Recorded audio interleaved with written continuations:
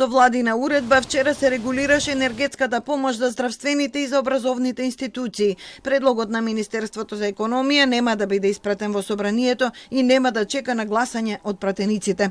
На вчерашната седница владата ја измени уредбата за критериумите и условите за прогласување кризна состојба. Со неа се отвара можност за непречено и сигурно снабдување со електрична енергија на потрошувачите кои вршат дејност од јавен интерес заради заштита на животниот стандард од страна на универзалниот снабдувач. Вака се реализира најавата на премиерот Ковачевски за префрлање на основните и средните училишта на регулираниот пазар, како и снабдување на здравствените установи со струја од ЕСМ. Дополнително треба да се утврди листа на дејностите од јавен интерес што ќе бидат опфатени, односно дали тоа ќе се однесува и на јавните предпријатија или на кои конкретно.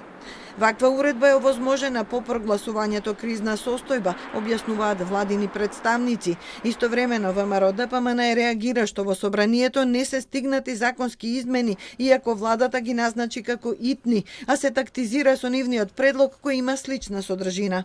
На 29 септември предложивме закон за измени во Законот за енергетика преку кој училиштата, јавните предпријатија и болниците би биле на регулираниот пазар и сакаме да се интервенира што побрзо, но за жал владеачкото мнозинство, иако законот е само од 3 члена, една недела се уште не замајува дека се преведува предлог законското решение на ВМРО ДПМН. Милошовски вели дека ВМРО ДПМН нема да го поддржи законот за задолжување кај ЕБОР со 100 милиони евра за помош на ЕСМ. Се сомневаат дека тие средства ќе бидат злоупотребени и недомаќински трошени. Ова е еден од законите за чие одблокирање апелира власта. На списокот се и законите за енергетика, за енергетска ефикасност, за поставување фотоволтаици, за нафта и нафтени деривати и други, битни за справување со енергетската криза.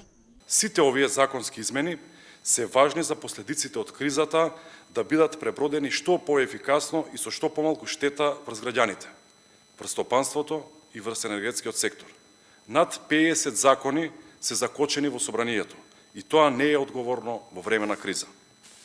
По неколку месечни блокади ВМРО ДПМН има можност да се престрои на страна на граѓаните. Вчера лидерите на двете најголеми партии, Ковачевски и Мицкоски, сепак направија обид за подигање на националните интереси над партиските. Лидерската средба беше посветена единствено на подобро справување со енергетската криза.